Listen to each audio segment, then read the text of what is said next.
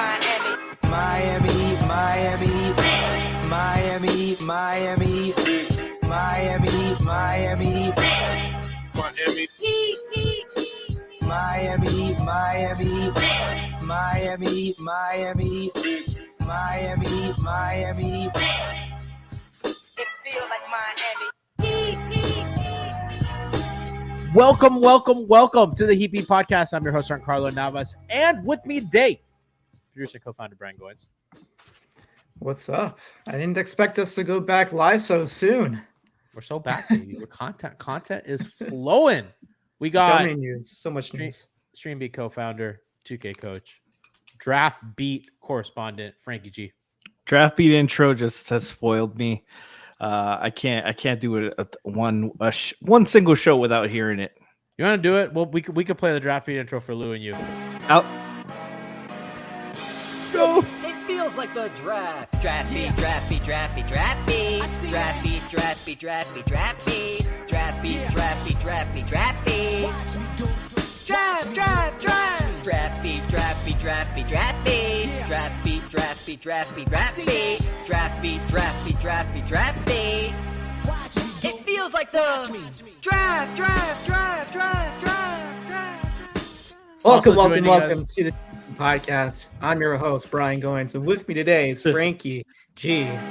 How's it going, Franky? Running back I mean, again. he picked the number 15 pick. They signed it yesterday. They signed the number 15 pick last night. What a move. What a move. We are back, baby. 4 years. 4 years. 4 years of hello air. Saucy Takez must be so happy with that. Oh, man. Last Hello makes me happier than what we're going through right now. Well, they got 3 years of Pelly Larson that they also signed him today. Let's go. Saucy Takez, Coach Lou. Oh, man. Hi. So Nolan Traore is really good for the 2025 upcoming NBA draft. Cooper Flag, that guy's pretty good too. I don't know if anybody's heard of him. Are those people certified high school? No. They're some are playing FIBA right now. Some are going to play in the Olympics right now. So go get your draft hat on. We're not making the fucking playoffs. Some of those guys are playing under 18 FIBA. Under 18 FIBA Hoopers, Nike Hoop Summit. A DJ Edgecombe. I don't know how to say his name. Up. I swear to God. Is he an actual DJ? You're trying to convince us that there's a dude named Edgecombe. That's the Heat's off-season plan. Get you to Edge. It's no way that there's a dude named Off the Edge. I swear to God. I'm sorry. This just no way. We're here. We have breaking news, guys. We have breaking news. Wait, what? Let me see. So apparently sources tell the Deuces that the Miami Heat are, quote, working on something. They caution that things are still fluid. So we'll monitor that story via the Deuces. If you don't, listen and subscribe to them. Doze, Crab, Isaac, they do a fantastic job. So shout out to the Deuces. That's a big report. The Heat are, quote, working on something. So, chat's asking with what? They just said something. Allegedly. So they said, they caution that things are still fluid. So we will get back to you on the Deuces report. Is Drew Smith something? No, that was yesterday. That was something else. I mean, poop is something. So that's just something, but something else. Okay. This was at 5:36 p.m. So we'll have notifications on for something new, not something else. Yeah, no, chat's right. This is real journalism. This is what people do. So Skinny McGee said the Heat are working on Edgecombe. Pause. So, guys, chat's crazy right now. Guys, behave. Please behave. We're a family show. So are we? Yeah. Speaking of families, help a family out by donating to Pride. We're gonna keep up the donation link till the end of the month. !Pride in chat. We're donating to Trans Social. Link is there. Tiff would kill me from transitioning to a draft prospect called Edgecombe into Pride, but here we are. So please, we're gonna have Irish shirts. Tiff and I makes it better. Tiff and I decided. Yeah, we talked. We're gonna give away some prizes for everybody that donates. So you'll be entered to win a raffle. We have some Heat stuff. We have some colognes. We have some perfumes.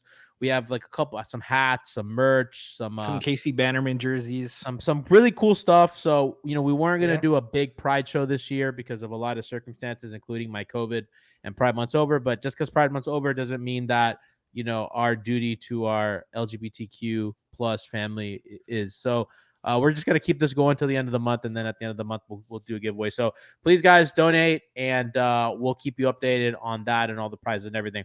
So the reason why we're doing this show today is because two things. Donovan Mitchell signed an extension this morning for 3 years with the Cavaliers.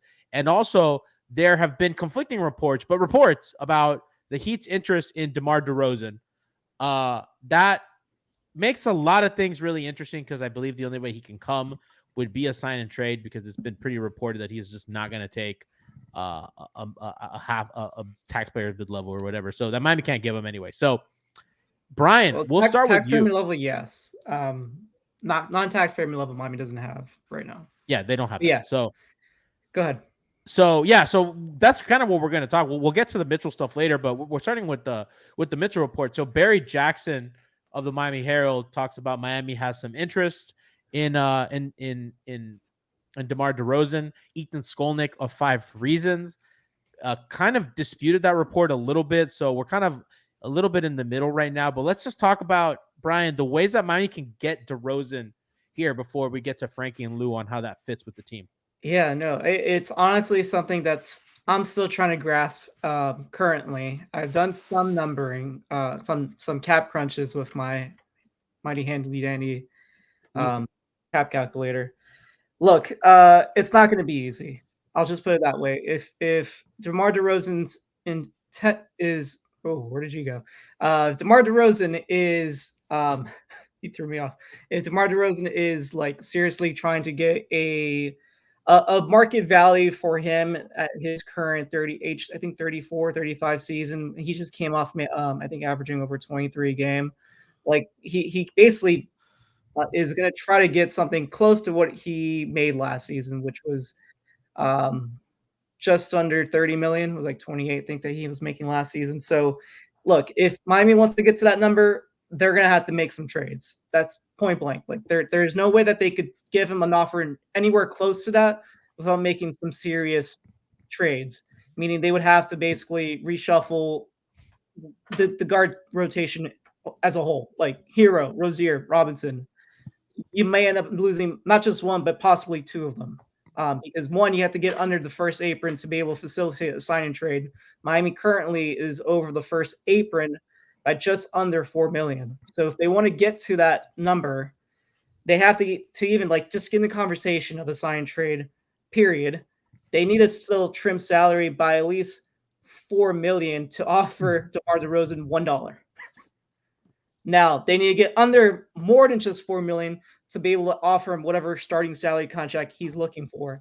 That we don't know. That's to be determined.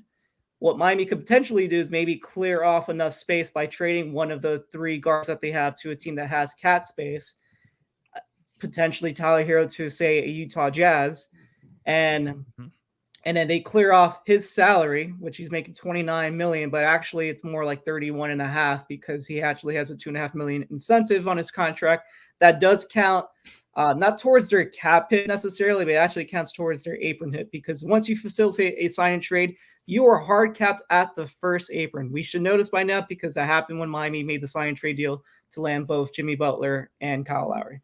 So if Miami is hard capped at the first apron, that means they cannot cross over $178.1 million at any point for the rest of the season.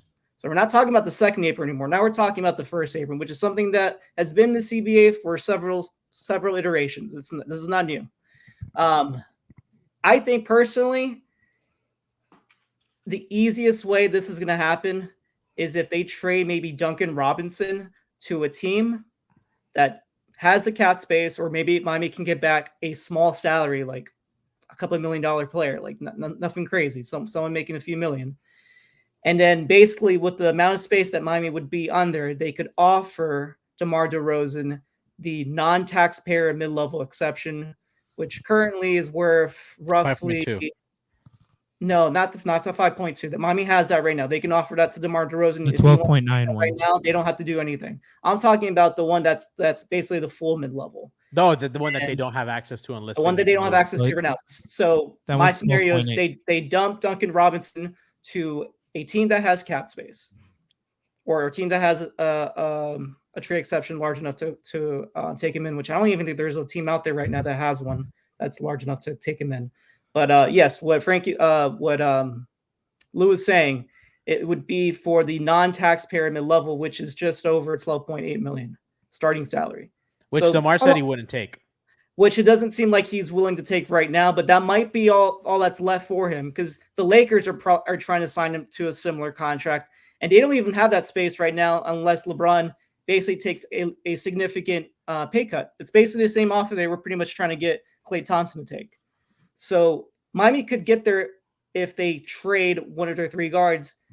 And I think Duncan Robinson's probably the most likely candidate of all three. I'd rather have Duncan than DeMar. And I think that kind of brings us to the fit of a move like this. So Brian kind of highlighted why it's very unlikely and why it's very difficult. And a lot of times in the NBA, I think when things seem very difficult to make happen, they usually are. And that's probably not going to happen. But let's talk about the fit, right? Because DeMar is a guy that brings you some scoring, very much needed life to your offense. Mm-hmm. We'll start with Franky. Franky, before we talk about the bad, let's talk about the good. He gets to the line, which is something that Miami really struggles with outside of Jimmy. He can kind of score from the mid-range, which they take the most mid-range shots in the league or close to it, only behind Phoenix, I believe. So he certainly kind of fits within what they want to do, but he's better. Doesn't really shoot a ton of threes, can score, get buckets. Is that, where do you see him fitting in to the team? First off, DeMar is an awesome talent. I've appreciated him a lot more since he left Toronto. I feel like the Spurs move really helped evolve his playmaking and abilities on to be more of a complete player. His career in Chicago has been awesome. And he's done a lot of clutch shots in the regular seasons, a lot of great seasons. Was second team All NBA as recent as 2 seasons ago. He's a very talented player, a top 3 clutch player of the year the last 2 years, All-Star the season before last. Very talented player. The on-court fit though, with Jimmy, Bam, whichever of Terry, Tyler you keep, those guys are all really high octane mid-range, and we see like John Jablanca was discussing this earlier, but like you can only do so much with that team. Phoenix has 3 way better mid-range shooters than Miami would have, even with DeMar, and they struggle at times with consistency on offense because of the spacing, and that's with Kevin Durant, Devin Booker, and Bradley Beal. I don't think this solves anything. I would be a lot more open to it if like this is something that like Miami's taking him and they'd be willing to move on if it doesn't work out and like sell him for like assets at the deadline. But I don't think that's something Miami would do anyway. So like just for as like a 1 year in, it's like I compared it to putting lipstick on a pig. It's still a pig. Wasn't that what Levitard called Pudge Rodriguez on the Marlins that won the championship? Yeah. But I mean, this is a play-in team of consecutive years. I think you're just battling. Hey, DeMar's a play-in master. Exactly. Luisito. Man, he just said it, man. The play-in master owing to a play-in team. Either those two cancel out and we just entirely miss the playoffs. Has he been in the play-in every year? No, 1 year they were like the 4 seed or something, or the 3 seed. The same year the Heat were the 1 seed, I believe. Yeah. Mm-hmm. That was ages ago. Did they lose in the first round? I think they That's did. correct. They lost in the first round against the Milwaukee Bucks. Important correction. It was Brett's implants on a corpse that Dan Levitard referred to Pudge Rodriguez as. Excuse me. But it just, why? Like, what is this? Like, we're just trading, like, I don't want to say trash for trash, but like in terms of fit, it's pretty bad. Like, he just the operates literally the same areas of the floor. This is not 1990 anymore. I think DeRozan is a great player. I think he is a valuable player for another franchise. giving him 3 years is You're the interesting. person that's on the dating app that's saying, listen, I think you're a great person. You're going to make someone really, really happy. Yeah. Not me, though. Not me. Just not me, baby. No. Even if it's only one, like the only way I can realistically get behind this is if they do a sign and trade, it's a 1-year guaranteed deal, and they're able to acquire DeRozan and a pick for Tyler's contract going out. And even if DeRozan makes fucking $25 million, I don't give a shit because it's only a 1-year deal. But I don't think that's going to be the case. I think, I don't know who said this or where it's coming from, but I just think it's DeRozan trying to squeeze some more money out of his situation elsewhere.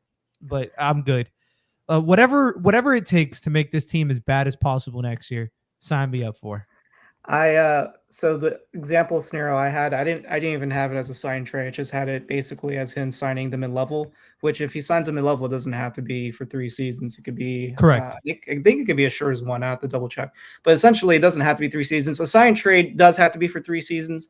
Only the first season would have to be guaranteed salary. The years 2 and 3 can be on partial guarantees or even non-guaranteed salaries. So I don't know. The thing is, what I've seen reports actually, what makes this even more of an issue is that the Chicago Bulls, because they're looking to basically, in a way, they're rebuilding because they've already traded, what's his face? They traded number 5. What's his name? Caruso. They're also going to be losing DeMar DeRozan. So all they have left is Levine, Ball, and I've already seen reports that they're willing to potentially trade Vucevic if DeRozan's leaving as a free agent, which signifies that they're basically going to be a rebuilding team and they don't want to pay the luxury tax. Well, right now, if they were going to make a sign trade, they can't take back really more than $13 million in salary because that would push them over the luxury tax. So to be able to trade match for whatever DeRozan's starting salary amount would be, it's going to take more than $13 million because I'm assuming he's going to probably want somewhere closer around 20. Starting salary. So it basically leaves it to making this not just a sign trade deal with the Bulls, but probably a 3 or 4 team deal where you have to start sending out salary to teams that can absorb some additional contracts so that the Bulls don't take back more salary than they're giving up. And I think that's basically where this comes down to, is that this is going to be super complex to make it a sign and trade. So I think at some point, DeRozan's going to have to see that if he wants to come to a contender, he's going to have to basically take whatever most that they can afford him on a mid-level. And I think if a team like the Lakers or Miami, the 2 teams that have been kind of now, I guess, linked to him, are able to get that $13 million exception, he might have to take that for at least 1 year and then test the market next season when there's probably almost up to 13 teams that would have cap space, rather than the 5 or 6 teams that had cap space this season. Because listen, like what we're seeing right now at the CBA, like a lot of these teams, 1, don't have the cap space because they can't spend a certain amount over these aprons. And then 2, like just the cap space didn't go up a whole lot this year. It only went up less than 4% when it was supposed to go up at least a little bit more. And it's supposed to go up 10% next season once the new television agreement deal is finalized. And that'll also make it a little bit easier for some of these teams to start spending a little bit more money. But this current free agency period is not the best time to be a free agent. We're already seeing that right now with Caleb Martin and Haywood Highsmith. They would sign deals already if they could have. It seems like they want more money than they're trying to capture in the market, and the market's drying up. Orlando's already basically spent all their cap space now, and they were one of the teams that I thought maybe could be in the market for some of these guys, and it seems like they just want to re-sign their own players. They're even making a deal right now to extend Jonathan Isaac using their own cap space, giving him extra salary so that they can extend his contract and make his future years a little bit less. And it's what the Pacers did last year with Miles Turner. So it's just, I don't see where a lot of these guys are going to get their money is where I'm going. Did you see what Ethan Skolnick reported about the offer that Caleb Martin? Yeah, I don't know if we're able to report that on this show. That's part of the Off the Floor feed. So, okay, so subscribe to Off the Floor. Ethan, shout out to you, Off the Floor. Go subscribe over there. Insane. Yikes. I'm going to give you a hint. There's a 5 somewhere in there. Put it that way. There's a fucking 5 in that number. And it's not a second digit. I'll tell you that. So yeah, it's more than what I thought Miami would have offered him. I'm surprised they went that far. He'll probably say it on his show. So look, he offered him okay, no, somewhere it already around got 12 million aggregated. annually. It was 12 It got million aggregated and then Yeah, deleted. yeah. Okay. Dunk Central already did. Fucking Okay. 5 for 60. 5 That's years? insane. 5 fucking years? 60? And he turned that down? Oh, hell no. I'm so happy he turned that shit down. Me too. Where is Caleb Martin's agent located? I will take him to the finest his Palacio de agent? los Jugos I can find in South Florida tomorrow. Caleb Martin's agent is a Heat fan. That's what it is. he's a fan of Hangover Time because he was like, Brother, what are they doing? So I saw we I gotta saw take him re- to have Yeah. Croquetitas Islas. I love you, Yemi, but go somewhere else. I saw a report yesterday actually because it was on the Lebitard show. What's his face? The dude that keeps getting all of his reports wrong with the draft. Whoa. Yahoo guy. What's his name? Fisher, Jake Fisher. Jeff Fisher. He was on a Lebitard show, and his Miami Heat nuggets that he had was that Caleb Martin was trying to get a deal, basically what Tobias Harris signed with the Pistons, and that was one of the teams I guess he was kind of talking to try to get a deal with, for which he ended up signing for like 2 years, I think 20 million annually. Tobias 25, Harris. I think it was 250. Yeah, So yeah, that was he wanted to get basically like 20 million for a 2-year deal, like a short-term deal for 20 million annually, and then basically test free agency again after 2 seasons. That was kind of what Caleb was looking for. Yeah, I don't understand what his agent's thinking. Got a little too much dip on your chip, my boy. Yeah, the 5-year deal What? to me is fair. But Miami 5 couldn't years is afford that crazy. without making a trade, If- though. Brian, could- He barely made it through the season. Yeah, bro, if Why are you we gave offering him 5 years? 5 fucking God. years? I know that they, 5 for 60 is, how many is that annually? It's pretty. it's It's like 12. 12. 12 annually. Yeah. Which So, it would start which out- is let me like actually not a figure it bad out. figure annually, but like, haven't they learned their lesson with Dion? Because they did this with Dion and JJ and all these guys. Mike Miller, Joel Anthony, KO. They're like, hey, Kelly. we'll get these guys on like reasonable chunk deals that should be easy to move. And in reality, nobody wants those guys. And it's always because of the years, not because of the Yeah, actual guys are like, Gary salary Harris amount. got 50 million. That's fine, bro. 5 For years. 2 years. For 2 Bro. years. 5 years is more than a fucking presidency. I was literally going to say, you signed him today, and I mean, he might have gone presidency through today. 2 presidents. Oh, you know what I'm saying. Maybe 3, considering how Yeah. old they are. Yeah. Here I put it into this calculator for contracts, and that would start out at a base salary of 10.3 million, and it would climb up at the very highs on year 5. Brian, can they give 13.6? Can they give 5-year contracts? They can because they have his bird rights. Yep. Man, I haven't seen a Can 5-year we take deal away be- our own birth rights? If they renounce him, yeah, they could actually. They haven't renounced him. Please do so. They haven't renounced him. But Brian, yeah, they take could. it away from them right now.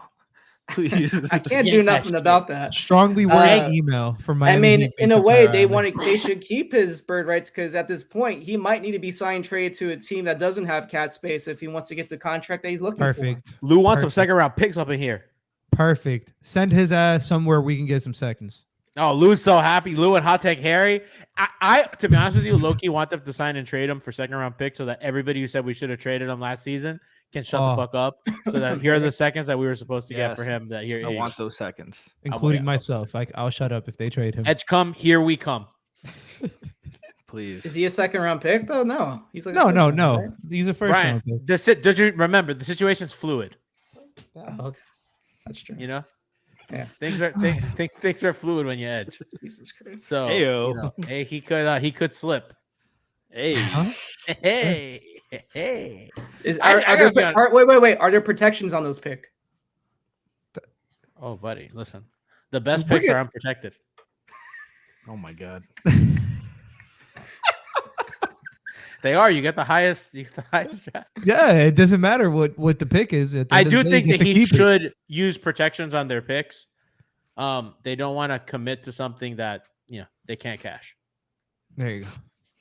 And They've it- done enough of that already. Yeah, and in the state of Florida, probably not the best idea. 5 years, 60 million, bro. Can we fire the whole front office into What are they Honestly, doing? that part's crazy to me. I hope. I don't know. Like they really haven't learned from any of their fucking mistakes. Even to the Wade disrespect. Like I love Jimmy. I would rather just give him the extension if you're gonna do it. Like this whole shit where you're playing around with his money and his years, and if like worst case, like if he wants to come back, he has a great season, and you want him back, you have to give him. Brian, don't you have to give him a longer contract next year? Who are you talking about? For Jimmy, if he opts out. Oh, yeah. I mean, I By the way- reported that on my Twitter account. Yeah, if he could sign basically up to a 4-year deal with Miami, which would take him to his age 40 season, which seemed know how dumb to old do that. Caleb but- Martin It's is? just- Yeah, He's- but they don't he's have to do that. I mean, 29. that's his max that he can. Caleb but Martin that's is that's what 20 he's gonna want. He's gonna be 29 years old when the season starts next year. So they were going to be paying him 30 until he's 34, and going off of like the 5% increase, that age 34 8% season. increase Oh, 8. Sorry. Thank you, because of bird Brian. rights.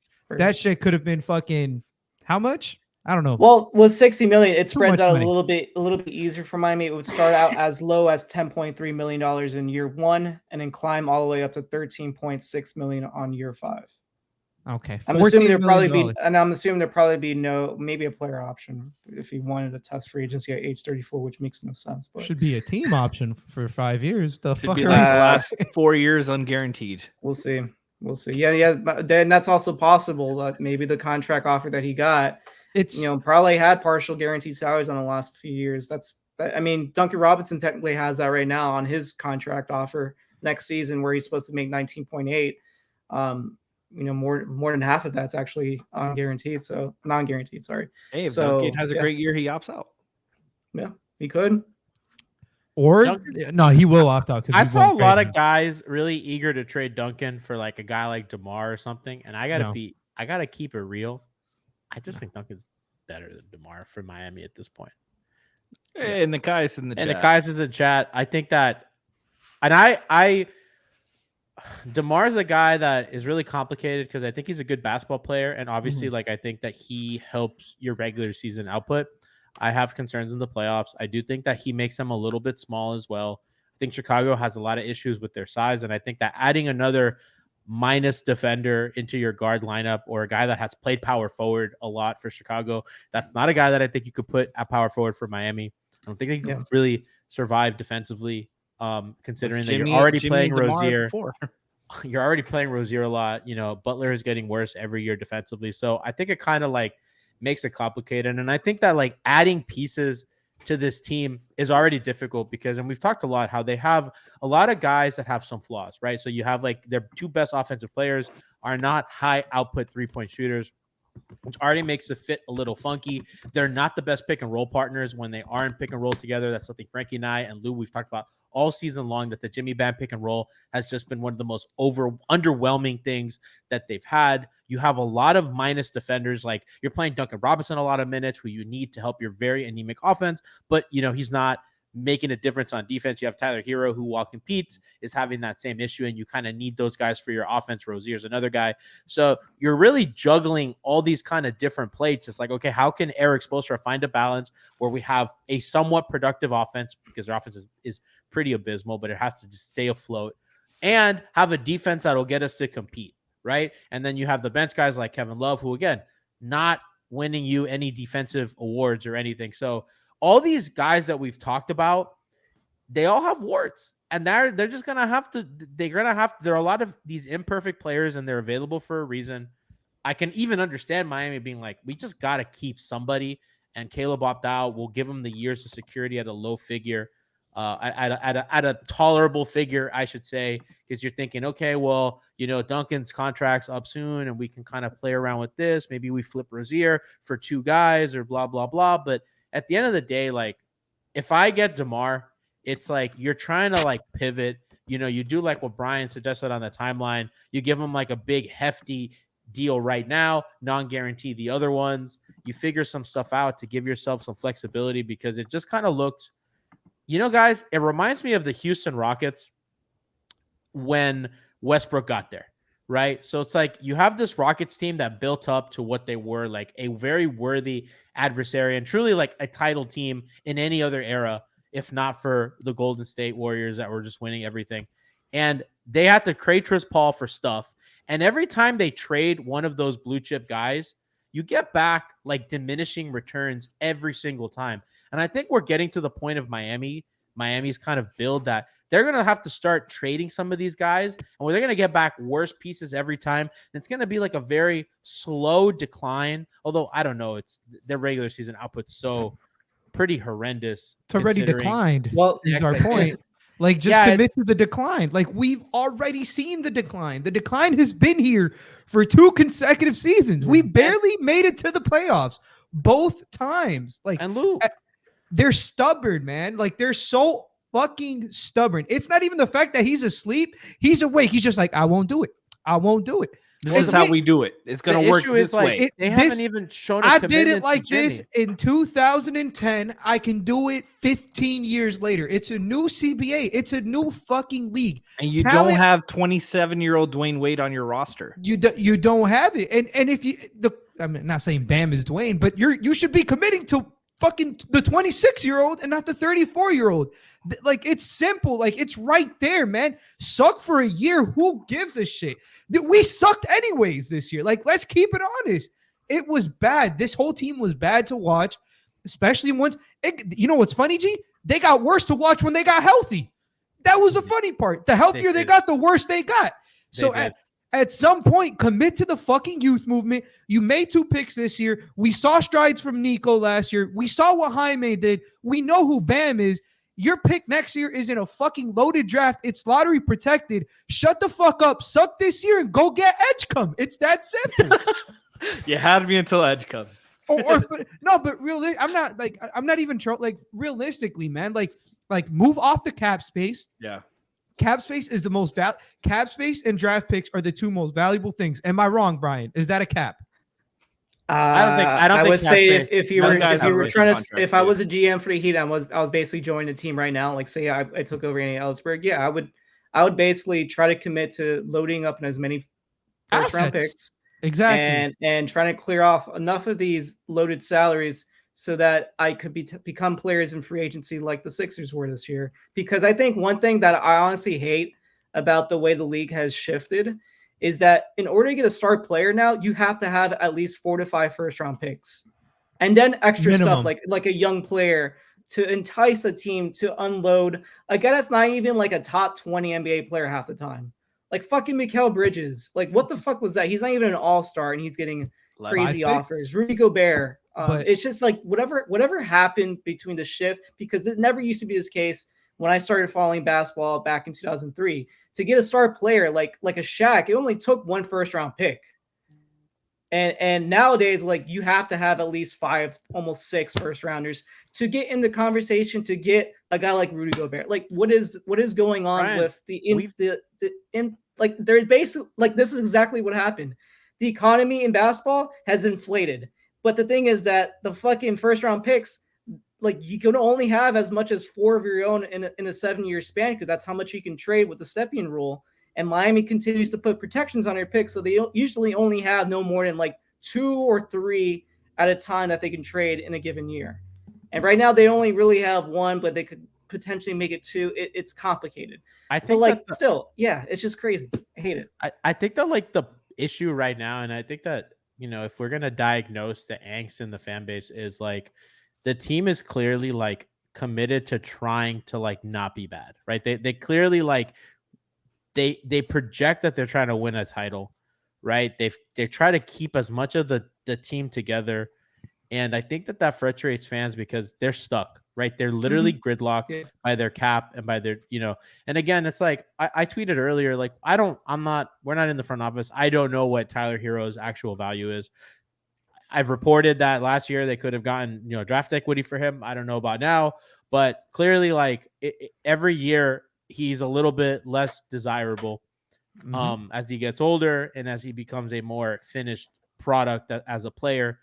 And if you're the Heat, like, you're just kind of in between 2 decisions where it's like, we're not improving the team at a rate in which you can actually contend, and you're not really realizing that you're not doing what it takes to actually get better, which is to do the hard thing, which is to rip the Band-Aid off, which again, Bingo. I'm not saying that, and I've never once said they got to trade Jimmy and everything.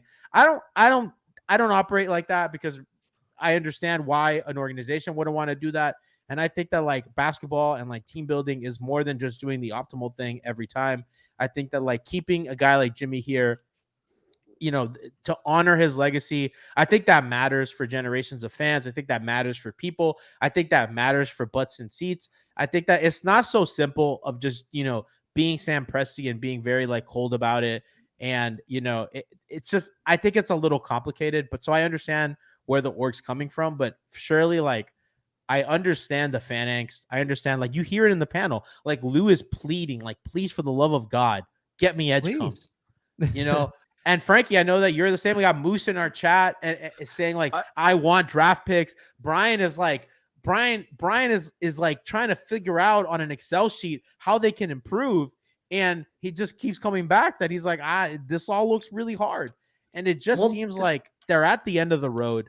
And the end of the road is Jimmy Butler, not extended, going into this season, again, with a frosty relationship with the front office. A lot of nasty stuff has leaked that shouldn't have probably leaked.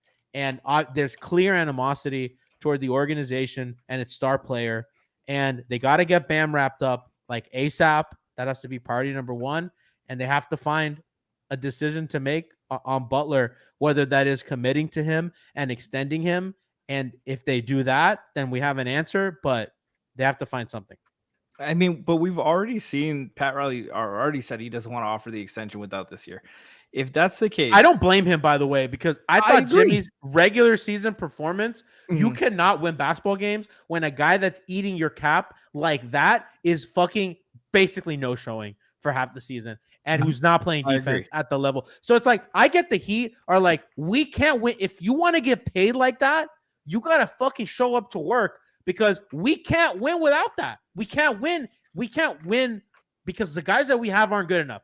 Whether that's a failure on us or whatever, we need you, bro. Like him at the Minnesota practice, you fucking need me? Yeah, bro, we do need you. I just think that we've seen, like, if this whole thing is on the table where they can move some of these guys for shorter contracts, for picks and stuff to get around, like, you get some flexibility off of that, just having the expiring contracts, the other teams' picks. So you don't have to tank because you have other teams' picks. You don't have to rebuild like that. If you lose Jimmy next year, because that is an option because he has the opt-out, you have more options on the table for yourself to pivot. You're not competing this year, no matter with this team as it is. There's not many options on the available because they don't have assets to get any of these guys that can be a significant change. Like you have to make hard decisions right now. And I don't want to trade Jimmy. I said offer the extension. Just give him the extra year and let's go for it. Move those other guys around so you can have some flexibility and have some assets. But we've seen what works around Jimmy and Bam. It's shooting and versatility. And they have not added that. I like Caleb Martin a lot, but let him walk. He is not shooting. He's not bringing you enough to the table. And he's an injury liability all the time. We see what he is when he's not 100% and he can't use his athleticism as a weapon. He's a completely different player and very much at times unplayable. And there's a report that he allegedly was offered 5 years, $60 million or in that range. Like, realistically, what is this team's doing? What is the plan? What are they trying to get out of? What are they trying to do? Because you're risking being in a horrible position Franky, when Bam's contract's up and having him walk away. I think right now their objective is to remain competitive because they now have 2 picks that are out there that are lottery protected. And I think they fear that if they somehow miss the playoffs this season, that they're in a position where if they even wanted to do a soft rebuild in the year 2026 and 2028, those picks can end up becoming unprotected and they have no control over them. So basically, if they decided that they were going to make the playoffs or miss the playoffs next year in the year 2025 draft Edgecombe, they don't have the flexibility to now. I mean, I guess that's what they think to be a playoff contender in 2026. Like they fear that becomes a year where they can they can have the number 1 pick. They have the best lottery odds, and they lose that pick to OKC because they haven't still officially paid the debt on the Jimmy Butler trade. That hasn't happened yet. They kept pushing the pick back with the KZ trade. They were able to still select Jaime Jaquez in the year 2023 when they should have given the pick to OKC, but they decided that they wanted to push it. And I get why they did it, because they thought maybe if they were able to swing a trade for a star player, that gives them an extra pick that they could use in a trade. And that hasn't happened. And this is where we are today. I just find it curious, because if Jimmy walks, that free agency class in 2025, like, the list of names is not great to replace him.